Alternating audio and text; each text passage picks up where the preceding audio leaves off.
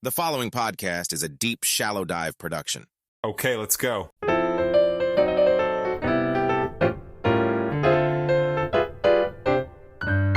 Let me turn to you. Please make your case. Why should you be the nominee and not the former president? I think there's something deeper going on in the Republican Party here, and I am upset about what happened last night. We've become a party of losers at the end of the day. It was a cancer in the Republican establishment. Let's speak the truth. I mean, since Ronald McDaniel took over as chairwoman of the RNC in 2017, we have lost 2018, 2020, 2022, no red wave that never came. We got trounced last night in 2023. And I think that we have to have accountability in our party. For that matter, Ron, if you want to come on stage tonight, you want to look the GOP voters in the eye and tell them you resign, I will yield my time to you. And frankly, look, the people there cheering for losing in the Republican Party. Think about who's moderating this debate. This should be Tucker Carlson, Joe Rogan, and Elon Musk. All right, everybody, happy Thursday. I'm going to jump in real quick because he goes on for a little bit more. All right, listen, I literally started recording this last night right after the debate because I wanted all my thoughts fresh. And then in the background, I had on the commentary. And honestly, I started seeing exactly what I thought I would see from the commentary. And so I decided, plus, you know what? My voice did not sound great last night, not going to lie. I decided, you know what? I'm going to wait until today. So I'm recording this morning because I also want to see what the news comes out on it. And we're going to get into that in a second. But here is the undeniable truth. Vivek Ramaswamy crushed it last night. He absolutely crushed it. He eviscerated those guys, like completely eviscerated them. Whomever he had previously hired for that second debate, which honestly, he sucked at that second debate, and I pretty much wrote him off. He must have fired those clowns because he was raw. And I mean, like the stuff he said was cringeworthy in the best possible way, like the best possible way of cringe. He called out everybody. And what he just said right there, Lester Holt and Kristen Walker, I looked it up. They are literally registered Democrats. Why are registered Democrats moderating the Republican debate? Why is it on NBC? NBC is completely a left-oriented media entity, so like the dude spat truth last night. He really did it. I'm going to play a couple more clips. By the way, I wasn't even going to do an episode on these guys. I'm so just turned off by the clown show that the Republican Party has become. But you know what? I am and I'm glad I waited till this morning because I went through a bunch of news and I'm going to show you guys themes, okay? I'm going to point out discrepancy and I'm going to point out hypocrisy. Today is not about analyzing the debate. I mean, we'll do that while we do the rest of this stuff, but this is a bigger picture. This is a bigger picture episode, and I'm going to point out the hypocrisy and the discrepancy of what's going on because I am really getting 100% certain. I mean, I've always known about this uniparty concept. And if you don't know what a uniparty is, that's basically where, I've talked about it a few times.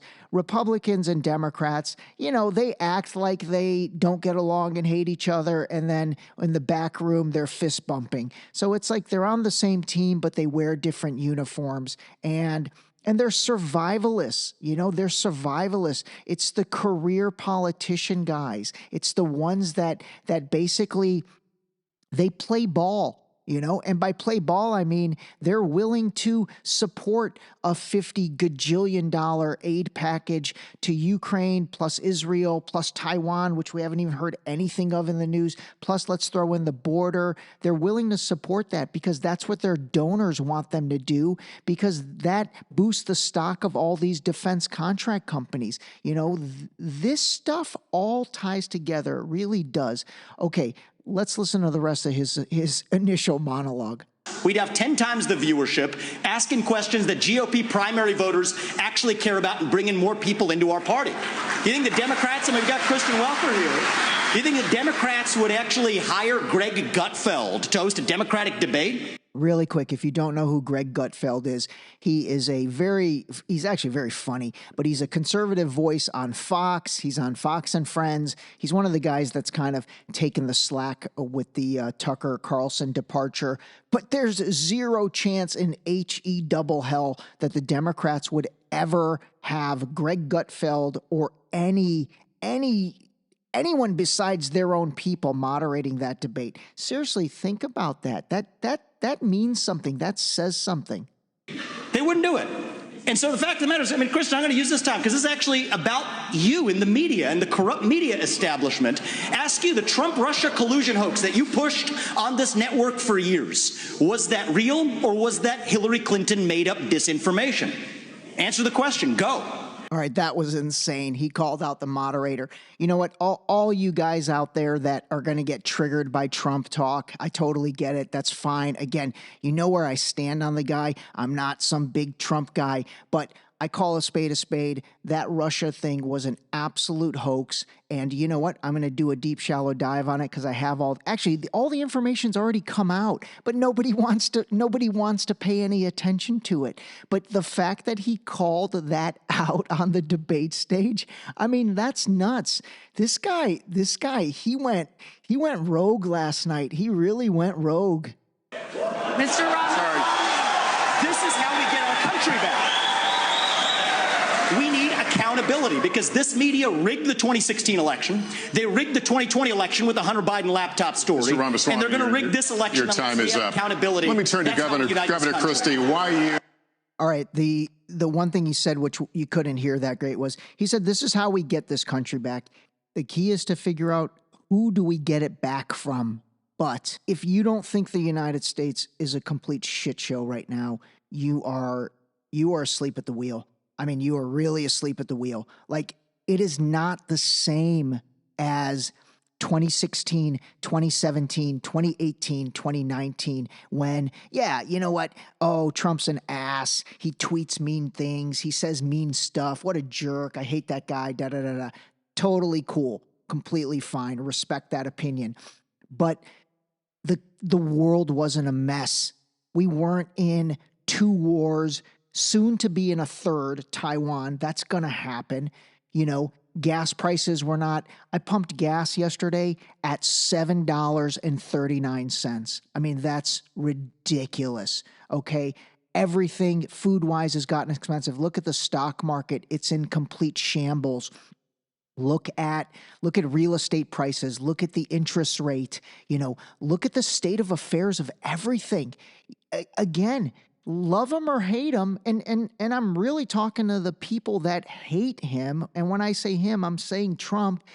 You know, dude had shit under control. He had it under control. You maybe you didn't like him, but I will tell you, life in 2016 to March of 2020, in every aspect, it was just different. And if you want to say, oh, well, then we didn't have COVID, and we weren't in a war with Ukraine, and we didn't have this situation in Israel. Exactly on all of that stuff. All right, let me jump into some more themes from last night. All right, let's start off with Tim Scott. He's going to be the next guy to drop out. I guarantee it. Funniest thing from him last night was at one point where he said Benjamin Netanyahu. He literally said Yahoo, like either the chocolatey drink or the former web portal Yahoo. He literally called him Benjamin Yahoo. I thought that was pretty funny. The other thing is, and again, this is not me being critical, but like Iran is pronounced Iran. And, you know, back in the days of the Ayatollah and the hostage crisis and all that, like 40 years ago, it was called Iran.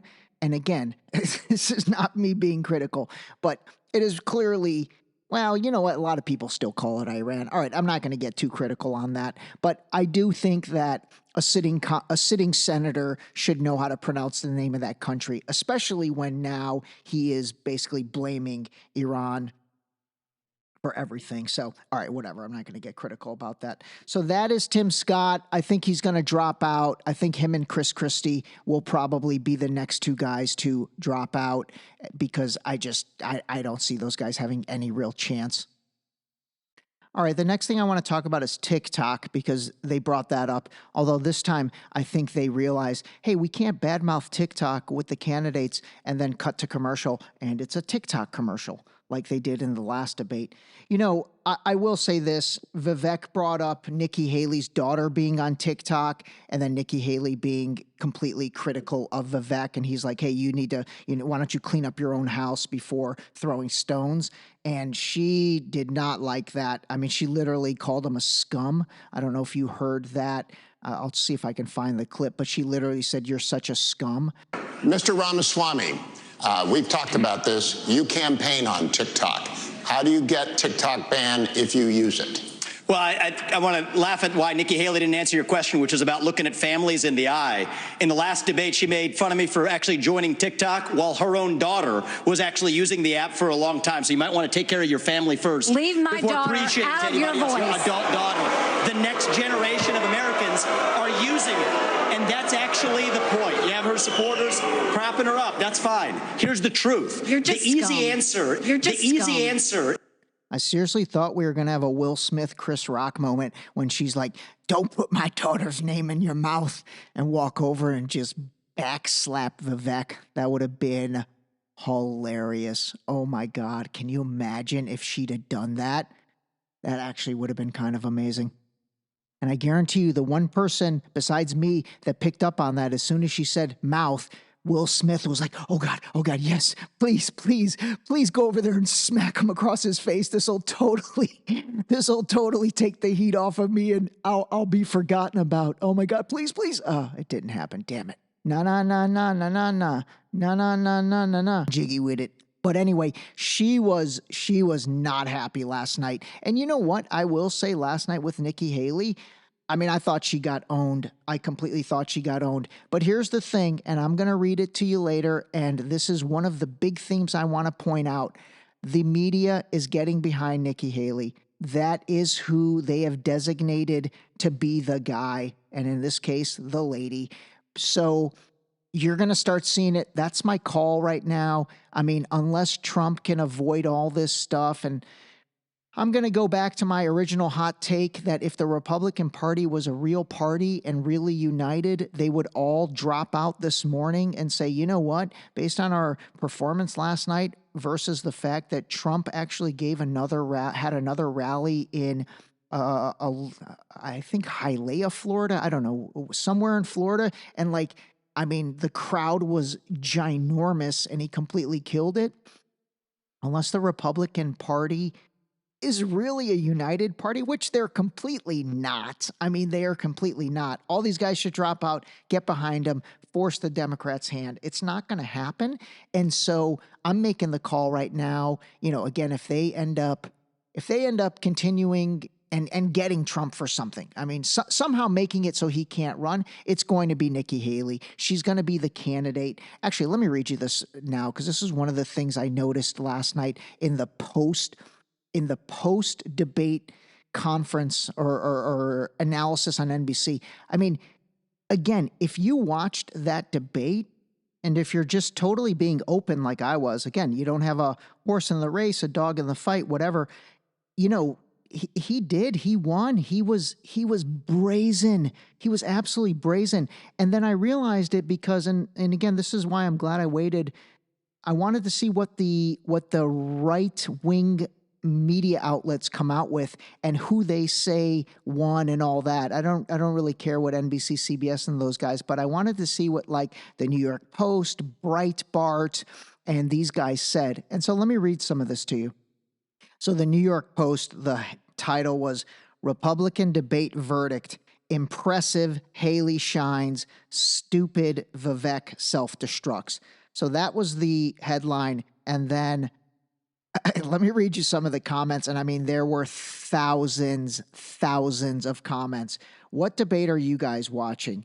Just here for the comments to see how people really feel, because this headline ain't it. The Post is just another corporate media joke. He destroyed all the neocon warhawks. Whomever wrote this headline should be fired. You guys are a complete clown outfit. Never trust what the establishment media tells you. You clearly watched a different debate. Vivek won. Here we go again. The Post shilling for warhawk Nikki Haley.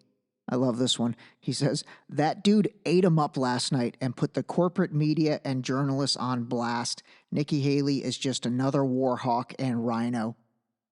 Ha ha. Yeah, right. Nice try, New York Post. Vivek was great. I guess anti-war isn't good for business. Are you guys on drugs? Vivek ripped everyone a new arsehole. Everyone in his path to shreds. He completely destroyed everybody. Okay, and then here's the last one. Vivek was awesome, should be VP. I'm going to end with that because I do think what he did last night basically was setting himself up for if Trump is able to run, I think Vivek is going to be his VP now.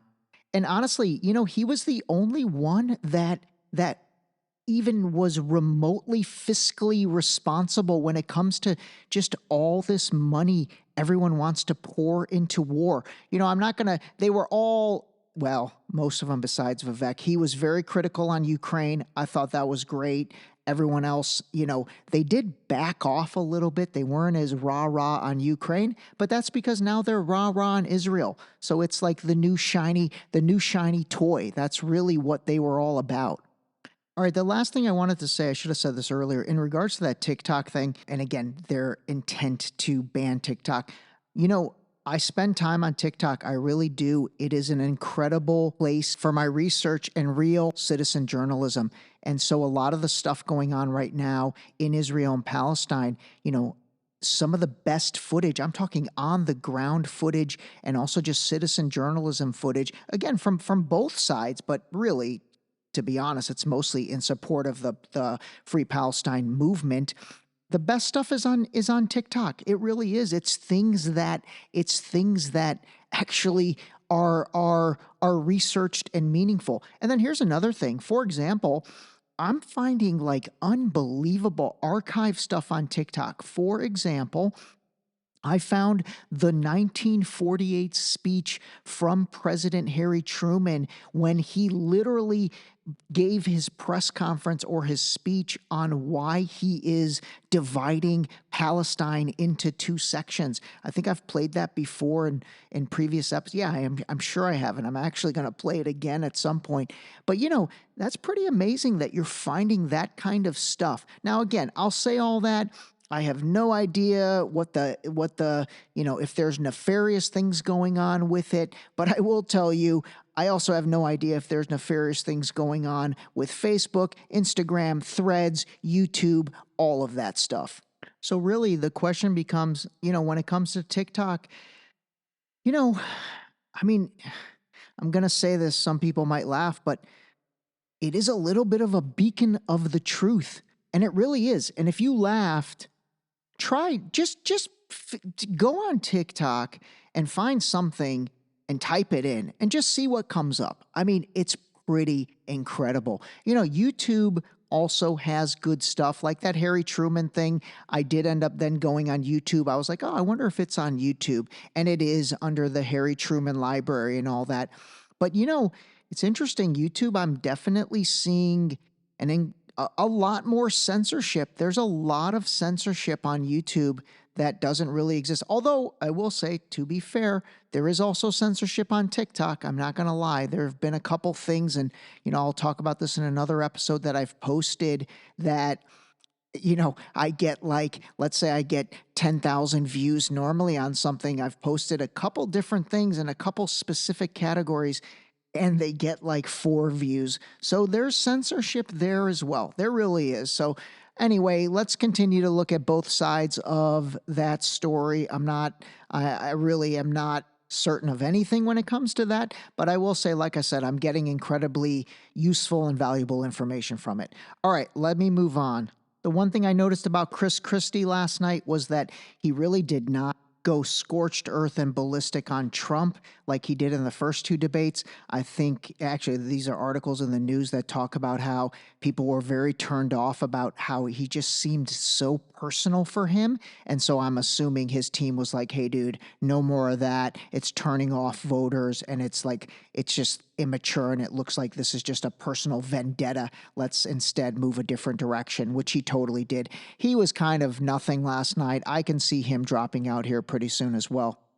All right, the next thing that I wanted to point out, and this is, again, big picture theme. So when they started talking about Mexico, fentanyl, all that stuff, every single one of them talked about how we need to send special operations in to basically eradicate the cartels. Send special ops in, special ops in. Nikki Haley said it a ton, actually, and it was all about special ops. And what I want to point out is something I've pointed out in the past couple episodes regarding Israel and Palestine.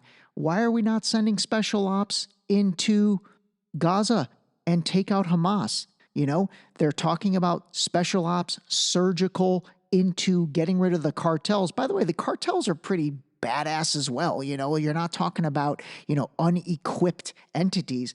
But I noticed that last night. I was like, oh, okay, so special ops is the tactic for the cartels, but then when it comes to getting, Hamas out, why not go special ops there? That to me I was like, wow, okay, there's hypocrisy right there. The other question that got asked, which was surprising, was they talked about Venezuela. And again, I'm actually going to do a deep, shallow dive on Venezuela because it's a fascinating story, because Venezuela, gosh, is one of the most oil-rich countries in the world, but it's also the country with the highest inflation and just a complete mess. So why is that? Interesting. We'll have to dig into that. But I'm surprised they even brought up Venezuela in the debate, because you don't hear anything about Venezuela. It's kind of like when they're dropping Taiwan into a military spending budget when, for the most part, we're not really seeing or hearing anything about Taiwan, but let's lump that in because it's probably coming. All right, let me give you some overall summarization of that. Tim Scott drops out soon. Chris Christie drops out soon. Ron DeSantis, he was kind of a nothing burger last night. I don't really know what's up with him. Vivek, he crushed it. He absolutely won. And I'm going to end it with his, actually, you know what? I'll have to comment on it after I play it, but let me go through this. They're not going to let him win, though. They're just not. It's not going to happen. I don't know how, but it's not going to happen. I think he set himself up for the VP spot with Trump, though, last night. I think last night was all about that for him. Nikki Haley, media is getting behind her. Just pay attention. You're going to absolutely see Nikki Haley, Nikki Haley, Nikki Haley. She's moving ahead. She's moving ahead. She's polling ahead. She's this, she's that. They're going to completely push her. All right. And then I've got to play this Vivek ending. This was the closing statement that he gave last night. I also want to close with one message to the Democrat Party. End this farce that Joe Biden is going to be your nominee. We know he's not even the president of the United States. He's a puppet for the managerial class. So have the guts to step up and be honest about who you're actually going to put up so we can have an honest debate. Biden should step aside, end his candidacy now so we can see whether it's Newsom or Michelle Obama or whoever else. All right, just tell us the truth so we can have an honest debate. I mean, it's one thing to say that on the fastest growing podcast in North America, as I have, but I mean, dude said it on the debate stage in front of the world. Exactly what I've talked about. Again, that's no credit to me. That is, I mean, my hat's off to him on that. All right. You know what? I am dedicating this episode to none other than Vivek Ramaswamy, because he did the textbook definition last night of calling a spade a spade. All right, everybody. Channel Vivek. Talk to you soon. This episode was brought to you by Boost Liquid Vitamins. Wake up, take your Boost, start your day. Drink your vitamins, build your immune system with Boost. Available on Boost.com.